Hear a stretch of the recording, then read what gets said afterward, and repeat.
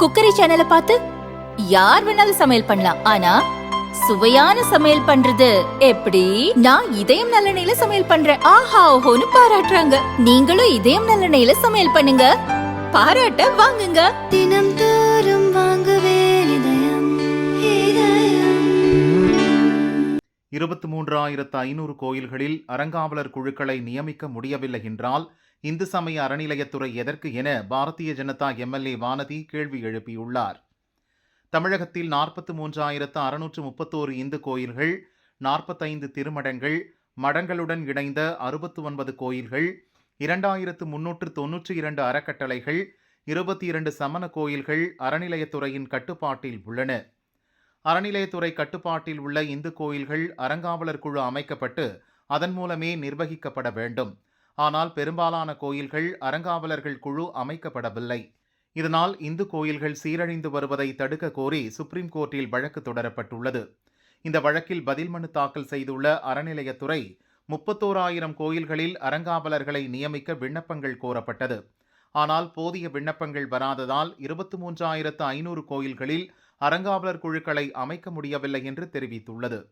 மற்ற இந்து கோயில்களிலும் அறங்காவலர் குழுக்களை நியமிக்க என்ன நடவடிக்கைகள் எடுக்க திட்டமிட்டுள்ளது என கேள்வி எழுப்பிய சுப்ரீம் கோர்ட் 4 வாரங்களுக்குள் அறிக்கை தாக்கல் செய்யுமாறு அறநிலையத்துறைக்கு உத்தரவிட்டுள்ளது. இந்து கோயில்கள் சிறப்பாக நிர்வகிக்கப்பட வேண்டும் என்பதற்காகவே இந்து சமய அறநிலையத்துறை உருவாக்கப்பட்டதாக திமுகவினர் கூறி வருகின்றனர். ஆனால் 23,500 கோயில்களில் அறங்காவலர் குழுக்களையே நியமிக்க முடியவில்லை என்பதிலிருந்தே இந்து கோயில்கள் எவ்வளவு மோசமான நிலையில் உள்ளது என்பதை புரிந்து கொள்ள முடிகிறது. அதிக வருமானம் வரும் கோயில்களில் மட்டும் அறநிலையத்துறை கவனம் செலுத்துகிறது. இந்து கடவுள் மீது நம்பிக்கையற்ற, இந்து மதத்தின் மீது தீராத வன்மம் கொண்டவர்கள் திமுகவை கட்டுக்குள் வைத்திருப்பதால் அக்கட்சி ஆட்சியிலும் இந்து விரோத செயலில் ஈடுபடுவதை காண முடிகிறது.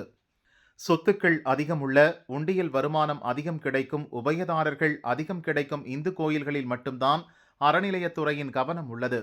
அந்த வருமானத்தில் 10 1 பங்கு கூட கோயில்களுக்கு செலவழிக்கப்படுவதில்லை.